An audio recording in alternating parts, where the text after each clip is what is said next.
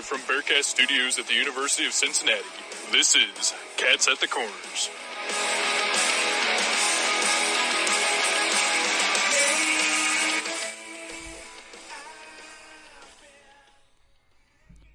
Happy Friday and a big happy game day. That's right, the wait is almost over because in 2 hours, your Cincinnati Bearcats will kick off their 2023 season against the Georgia State Panthers in Atlanta, Georgia. My name is Will Moore, and welcome to the pregame edition of Cats at the Corners, where over the next half hour, we'll get you caught up on everything you need to know ahead of the Bearcats versus Panthers. Bit of a delay here, technical difficulties going on, that's why we started the show a little late, sorry about that, but we're going to go a couple minutes long to compensate for it. But let's just jump right into it, let's just get into sports around the area. First of all, Bearcats lacrosse, undefeated 2-0 so far. They've got a 2-game home series coming up. There's a home game today at 3 o'clock against Robert Morris. And then they'll have another one Sunday at noon hosting Marquette. If you haven't been able to go to Nippert Stadium and check out a lacrosse game yet this year, I'd recommend doing it. In my opinion, this is possibly the hottest team that we have right now at the University of Cincinnati. So be sure to go and check out the lacrosse team whenever you get the chance. Next, we're heading up to Columbus. The Blue Jackets had a 2-game home series. They lost the first game on Tuesday to the Devils 3-2. Highlight was Devils defenseman Ryan Graves scored the game-winning goal with 1.4 seconds remaining in the game. Blue Jackets would go on to experience a little bit of deja vu last night. They'd actually get a win last night over the Winnipeg Jets 3-1. Kyle Connor had a power play goal with 1.8 seconds left in the first period. However, that would be the last goal that the Winnipeg Jets would end up scoring on the day. Patrick Laine would score one for the Blue Jackets, then Kent Johnson, then CBJ Captain Boone Jenner would score an empty netter to put the game away. But the big highlight of the game was goaltender Jonas Korpisalo, 1 goal allowed, 37 saves on 38 shots. Just an all-around spectacular performance in a season where, many Blue Jackets fans aren't really sure where they're going to go ahead with the goaltenders after this year. Obviously, Elvis Merzlikins has been given a contract, but they're not really sure what's going to happen. But great game for Jonas Korpisalo. Next game's tomorrow at 6 o'clock at the American Airlines Center as they take on the Dallas Stars. Next, we move over to basketball. Bearcats men basketball lost a close one to the ECU Pirates on Wednesday, final score of 75-71. The Bearcats will be back in action Sunday at noon against UCF. Now quickly moving over to the women's side. The Bearcats women's team also lost to ECU. This game they were hosting at Fifth Third Arena on Wednesday night.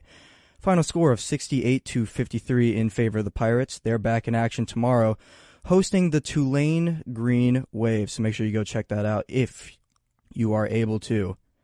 Race fans, the Daytona 500 is Sunday at 2:30. The 48-car Alex Bowman took the pole for Hendrick Motorsports, and the headline for this one is, this could possibly be the last time we see Kevin Harvick at Daytona. I was always a big Kevin Harvick fan growing up. We could see him in the future, racing in an occasional race, but this could possibly be the last Daytona 500 for Kevin Harvick. Be sure to check it out Sunday at 2:30. Big news for the Cincinnati Bengals. Looks like they will retain offensive coordinator Brian Callahan and defensive coordinator Lou Anarumo. And then this is something else that I saw that I just kind of wanted to mention. Zach Taylor was on the Husker Online show. And when asked about the possibility of coaching college, Zach Taylor said, "They're going to have to carry me out of here in a casket."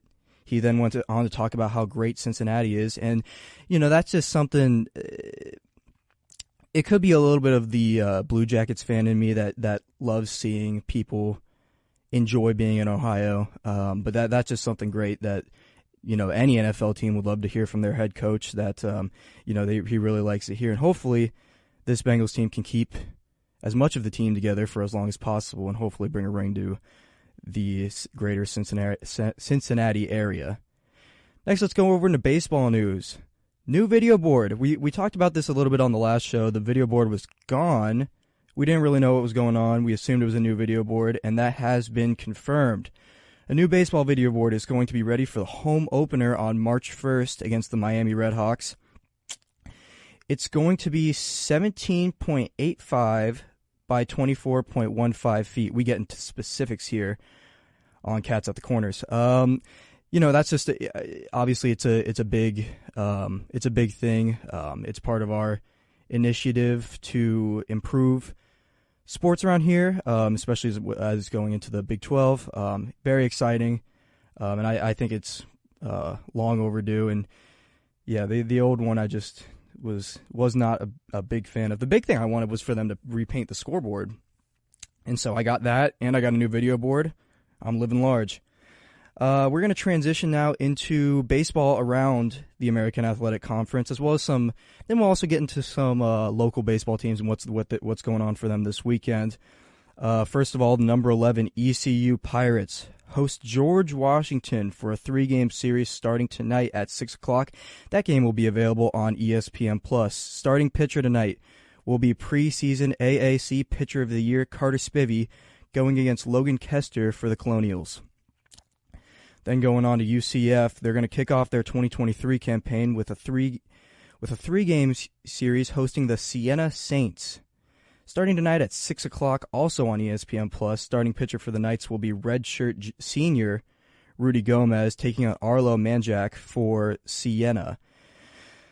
Then we're going to move on to the Houston Cougars. Houston will be hosting the Cal Golden Bears at Schroeder Park. This is the second time in a row that the Cougars will begin their season facing off against the Cal Golden Bears. Cal is coming off a 29-27 season, 14-16 in Pac-12 play. They're going to be led by left-handed pitcher Ian May tonight, and he will be facing off against Cade Satelli for the Cougars. Game 1 starts at 7:30 and is available on ESPN+. These are a couple games that you're going to want to keep your eye out for. Definitely should be good matchups, especially this Houston versus Golden Bears matchup. This is one that I'll be keeping an eye on tonight. And if you have ESPN+, I definitely recommend giving it a watch. Tulane, the Green Wave, are going to begin their season at UC Irvine against the Anteaters.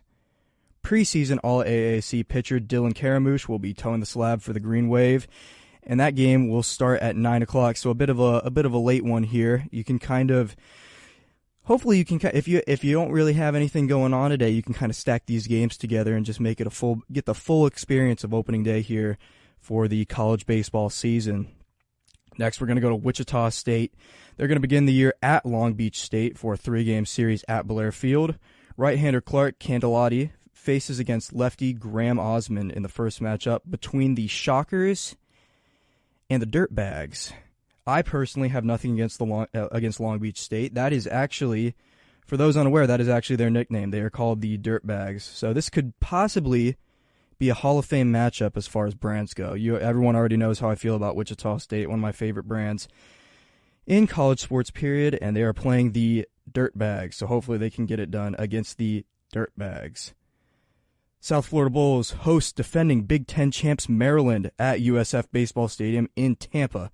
The Terps come in at number 13 in the country, and the Bulls are looking at a tough start to their schedule because after this series against number 13 Maryland, they have a 2-game mini-series, one home game, one away game, against the number 7 Florida Gators, who the Bearcats will be taking on after their series against Georgia State. Tonight's game starts at 6:30 on ESPN+. Right-hander Hunter Mink will take the mound for the Bulls. And then rounding out conference play, Memphis hosts the Samford Bulldogs. First pitch is scheduled for 2 o'clock. Now moving on to local non-conference baseball news. The Miami Redhawks are also in Atlanta. They are going to be taking on Georgia Tech. First pitch of Game 1 is slated for 4 o'clock. Right-hander Tyler Chadwick is set to take the mound for the Redhawks. Moving up north, back to Columbus, Ohio State will be participating in the Snowbird Classic, where they will play a 4-game series against the Yukon Huskies. Game 1 starts at 7 o'clock. And then finally, Norwood will be taking on the University of Oregon in Eugene for a 4-game series. Game 1 tonight starting at 6:05 on Pac-12+. So that's a little look at what's going on today around the baseball world for both the American and a couple teams locally in the area. And so the Bearcats are going to open play at 3 o'clock today against Georgia State at GSU Baseball Complex. This will be the second all-time meeting between the Panthers and the Bearcats. The first meeting was Valentine's Day, so about a couple years ago, 2019, where the Panthers won 9-8 after 10 innings. This is the start of a 4-game series against the Panthers. Doubleheader Saturday. Game 1 starts at 1 o'clock, and Game 2 starts at 4 o'clock with the final game of the series on Sunday. Earlier in the week, we weren't really sure. There will be a broadcast on the Cincinnati Bearcats YouTube channel. Andy Nagel will be calling the game for the Bearcats. Coverage starts at 2:50. To find the broadcast, go to the Bearcats YouTube channel. I also retweeted it if you want to give me a follow on Twitter at Cats Corners. You'll find the link there, and then there will also be live stats available at bearcatstats.com. So let's get into our overview of the Georgia State Panthers. The Panthers went 30-27 in 2022 with a 15-15 record in conference play, earning the 7th seed in the Sun Belt tournament. They'd be upset. I don't know if you can really call it an upset. They'd be upset in the first round last year, 8-5 by the number 10 seed ULM. And then here's the interesting thing. That was the end of their season. They have a single elimination tournament in the Sun Belt, unlike in the American where we have double eliminations. So they lost and they were out. The Louisiana Raging Cajuns would end up winning the Sun Belt title last year. And then we're going to get into a little bit of a player profile. This is a guy with an interesting story. I was kind of, doing research, and this guy stuck out. So we're going to take a look at the star player for the Panthers, outfielder Max Ryerson. So Max Ryerson didn't always play for the Panthers. He started his career with the Charleston Southern Buccaneers in the Big South Conference, who oddly enough are going to be starting their season tonight against the Florida Gators. It just always comes back to the Florida Gators. We've got Florida Gators on the mind, but first we got to take care of the Panthers. He led the team with batting average with a .322 batting average with his time with the Charleston Southern Buccaneers. Second most in home runs on the season with 9. And then in 2020, actually played a couple games in the summer with the Savannah Bananas. For those who don't know, the Savannah Bananas are basically the Harlem Globetrotters of baseball. I just thought that was interesting. So one source said he played 2 games. One source said he played 3 games. Just a couple games with the Savannah Bananas. And in 2020 and 2021, he played college ball for the Gulf Coast State College Commodores in the National Junior College Athletic Association, which is in Panama City, Florida, for those who are unaware.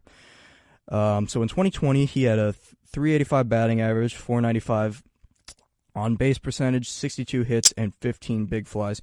So, this guy, he was, while the competition may have not been as good, he was still putting up great numbers. And then he ended up moving on to the Georgia State Panthers, where he is now, and he has had success, to say the least. He was 2022 Sun Belt Newcomer of the Year, first team All Sun Belt, back-to-back National Player of the Week according to Collegiate Baseball. .335 batting average, 75 hits, 22 taters, .705 slugging percent, .414 on base percent. So this dude absolutely punishes the baseball. He makes a lot of contact, and when he does, odds are that's going to go for extra bases. Another stat he had 17 doubles in 2022. So yeah, odds are if he's making contact, he's getting his money's worth out of it. He's a good fielder too. He had 37 putouts in 2022 and only 2 errors. And then, as we all learned from the movie Moneyball, he gets on base. That's important. He gets on base. .414 on base percentage. That's key. You got to get on base if you want to score. But Max isn't alone on the 2022 All Sun Belt team. He's joined by pitcher and outfielder Cameron Jones. Cameron was also on the All-Conference first team in 2021. He was a 2022 John Olrud two-way Player of the Year finalist. So this guy, similar to a guy they've got on Wichita State, as we talked about in the last show, big two-way player that they've got. So we're definitely going to have to look out for him going into this weekend. He's got a bit of a unique history with the Bearcats. He ended up pitching an immaculate inning in the 10th inning against the Bearcats in the first game of the 2020 Atlanta Challenge. So, pardon me, the previous game between the Bearcats and the Panthers was in 2020, not 2019. Pitching an immaculate inning in the 10th inning. The Panthers would go on to win that game, the bottom of the 10th, 9-8. So just a unique, I'm sure we've got a couple guys probably that remember that one. So, it's going to be interesting. Maybe he's got a little something to talk about on the mound today. Little bragging rights over the previous time over the Bearcats. Pitching stats in 2022 for Cameron Jones. He had a 3.0 ERA, 2 wins, 3 losses, 16 appearances with only 1 start, and a .209 batting average against. So this is a solid pitcher. And then on the other side, he's just as good, hitting .374 with a .374 batting average, 79 hits, 31 ribbies, 5 dingers, .512 slugging percent, and a .429 on-base percentage. Another solid guy that can get on base for the Panthers. He's a true two-way player. He's going to come in, he's going to shut things down, and on the other side, he can bring runners home. He's not always going to hit the big fly like his buddy Max, but he's a solid hitter. If you've got guys in scoring position with Cameron at the plate, there's a good chance he's going to be bringing at least one of them in. So he's definitely someone that you're going to have to pay attention to if you are a Cincinnati Bearcats fan. And but at the same time, the Bearcats have a really good team. They've got plenty of offensive weapons. Here, I'll just get into one of the ones that we haven't really talked about too much on the show this year, but I want to kind of get into is Carrington Cross. He's a redshirt sophomore. 2022, .291 batting average, 57 hits, .526 slugging percent, and a .386 on-base percent with 9 home runs and 30 RBIs. So this is another guy, he's got plenty of power. We all know that about Carrington. He's got plenty of power. But, he's a solid hitter. He's just an overall solid hitter. He's a guy that just like Cameron Jones that you really are going to want at the plate if you're the Bearcats, with runners in scoring position, because he's got a good chance of knocking a couple of them across the plate in this matchup this weekend. Next, we're going to go into JP Sponseller. JP, also big shout out to 12's corner. JP Sponseller mostly played DH last year. He's a redshirt junior from Mason, Ohio. .222 batting average, 31 hits, 25 ribbies, .440 slugging percent, .349 on base percent with 8 home runs. He's a guy that you can, I think of him as just a lot of these guys I would classify as overall well-rounded, solid hitters. The most well-rounded hitter I'd say we have going into this year is probably Cole Harding, if I had to give my 2 cents. Ryan Nicholson, that's kind of going to be your cleanup guy this year. But, JP Sponseller, absolutely amazing player. We're glad to have the Sponsellers here in Cincinnati. I'd be on the lookout for him to possibly make an impact this series. Then we're going to get into the player I was previously talking about, Cole Harding. We mentioned in the previous show, he was the number 5 prospect for the 2023 draft, according to D1 Baseball in the American Athletic Conference. Junior out of Westchester, Ohio. .313 batting average in 2022 for the Bearcats.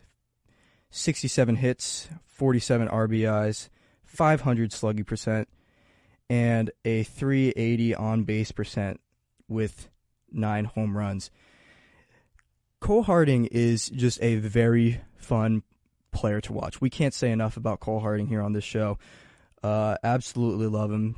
He's going to be one of the star players for the Bearcats this year.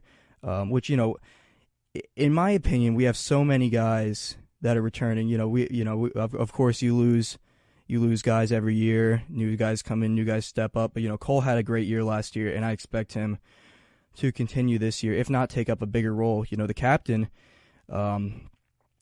it can't be easy losing two of your top bats in the lineup between seasons, but I expect Cole Harden to have an absolutely fantastic season, and so he's going to be someone that I'm really looking forward to watching this year. And then we're going to do a quick profile on Ryan Nicholson. If you've been anywhere around campus, you've definitely seen Ryan Nicholson on the video board at the football stadium, at Nippert Stadium. He has been, it seems like, the face of the campaign for the 2023 season. When you open the website, you get greeted with a lovely picture of Ryan Nicholson asking you to buy season tickets, which if you haven't, there's still time to do so. I'd wholeheartedly recommend it if you aren't. Student tickets are free with your Bearcat card, but if you are not a student, 100% recommend getting season tickets. It is well worth it with a great atmosphere. So Ryan Nicholson is a redshirt junior from Louisville. I've always been told that I say that wrong, but we're just going to roll with it. From Louisville, Kentucky. 277 batting average in 2022. 53 hits, 40 RBIs, 12 home runs, 529 slugging percent, and a 354 on base percent. Ryan Nicholson is going to make contact a lot of the time. He's going to put the ball in play a lot of the time, and I'd give him a very similar comparison to Max Ryerson for the Georgia State Panthers. If he gets a hold of one, you might not be able to find that baseball. Big power hitter, solid fielder for the Bearcats, great first baseman. We are going to be looking forward to everything that Ryan Nicholson's going to do this year because we just think he's going to be absolutely phenomenal. So let's get into the pitching matchups for this weekend's game. So let's see. All right, so tonight we've got Captain Garrett Harker is expected to toe the slab for the Bearcats. And on the other side, Ryan Watson will start for the Panthers. Ryan Watson is a 6'3" senior out of Sugar Hill, Georgia. In 2022, the righty had a 4.38 ERA, 21 appearances, but only one start, and a 289 batting average against. So this is a guy that if you are the Cincinnati Bearcats, you are going to want to look to get on this guy early. You don't want him to get settled. This is a big game. First game of the season, opening day, at home for him. You don't want this guy to get comfortable. Don't let him get into a rhythm, so the Bearcats are going to want to strike early on Mr. Watson. Garrett Harker, sophomore righty, 7.08 ERA in 2022. 4 wins, 3 losses, 16 appearances, and 6 starts, 319 batting average against. Earned AAC Pitcher of the Week after a 6-inning, 1-hit relief effort against Wichita State last year. Doesn't have as many starts as some of the guys on this Bearcat roster, but you can expect him to show up ready, and I expect that he will be ready for the challenge that Georgia State will bring him today. Game 2, Chase Horst versus Cameron Landry. Cameron Landry for the Panthers. He's a right-handed junior, 4.06 ERA, 2 wins, 4 losses, 15 appearances with 9 starts, 278 batting average against. This is a solid rotational guy that the Panthers have. Could be a bit of a challenge for the Bearcats going into this weekend, but this Bearcat, we don't know anything. They haven't played yet. But we expect this Bearcats team to have a dynamic offense again this season. Then for the Bearcats, Chase Horst, freshman lefty out of Lidditz, Pennsylvania. He played for P27 Academy in high school. I believe he was also homeschooled. He was named to D1 Baseball's Impact Freshman list for the American Conference. And then according to Perfect Game, he was the 5th overall player in the 2022 high school class in Pennsylvania and the top left-handed pitcher in Pennsylvania. And so here's kind of what he's dealing with. Fastball tops out at 95, measured on March 4th, 2022 at a Perfect Game event. Generally ranges from 90 to 95 for the fastball, 74 mile per hour slider, and a 76 mile per hour changeup. This dude's got a lot up his sleeve and can throw straight heat. He's got nasty stuff and hopefully can translate to the next level. This guy is straight built to be a baseball player. So we're definitely going to be looking forward to seeing what this guy has to offer, seeing if it translates to the next level, which I believe, hopefully, it will. And then Game 3, we've got Dylan Broski versus Joseph Brandon. Joseph Brandon for the Panthers is a right-handed senior out of Loganville, Georgia.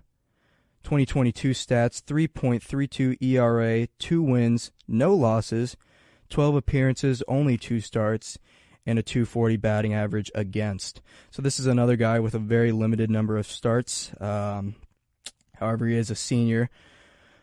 Plenty of experience for Mr. Brandon, but we expect, again, the Bearcats are going to try to jump on this guy early and don't let him get comfortable, don't let him get into a rhythm, get started early, see if we can make some stuff happen.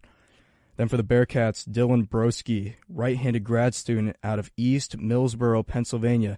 This is Dylan's first season with the Bearcats. He played 4 seasons at California University of Pennsylvania, which are the Vulcans, a D2 school in the Pennsylvania State Athletic Conference.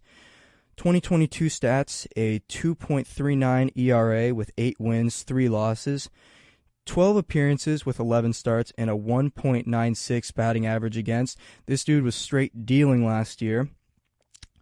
He has a lot of experience, one of the more experienced pitchers on this Bearcats roster. He can be a very successful pitcher this year. Well, you know, a lot of people will see that he played 4 years in D2 and think, you know, he may not be very good, but he has great numbers in D2, and I think he's going to be a very solid rotational guy, everyday starter for the Bearcats this season. And especially in a season where we've got a lot of freshman pitchers incoming, it's important for a guy like Dylan Broski, who has a lot of experience, to be a leader on this team. Which I think he can have a great leadership role for this team. And then Game 4 is Mason Patel versus pitcher to be named later for the Cincinnati Bearcats. Mason Patel is a right-handed junior out of Knoxville, Tennessee. In 2022, he had a 3.54 ERA, 2 wins, 3 losses, 16 appearances in 8 starts, 2.51 batting average against. According to Perfect Game, his arsenal consists of a fastball, curveball, slider, and a changeup. So this guy's got a lot of different pitches.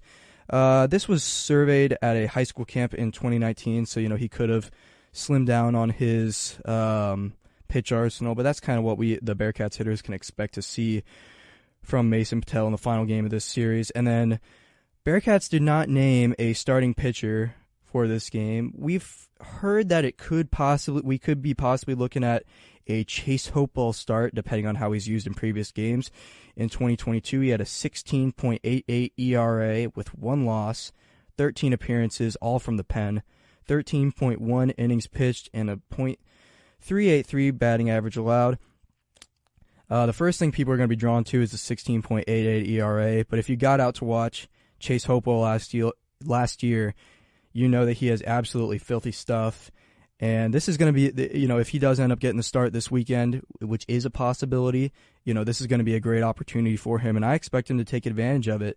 Another possible starter for the Sunday game could be Connor Lynn, left-handed junior, had a 4.07 ERA in 2022, 10 starts in 10 appearances, and a .296 batting average against. I was almost surprised that Connor Lynn wasn't listed as a starter for this, but you know, he has a lot of experience for the Bearcats, definitely has starting experience, could start on Sunday if his name gets called for the Bearcats, or We could be looking at a bullpen game for the Bearcats with guys like Alex Shea, Max Bergman, and Jackson Murphy playing big roles in that game on Sunday. So it's going to be interesting to see how it plays out for the Bearcats on Sunday regarding the pitching. So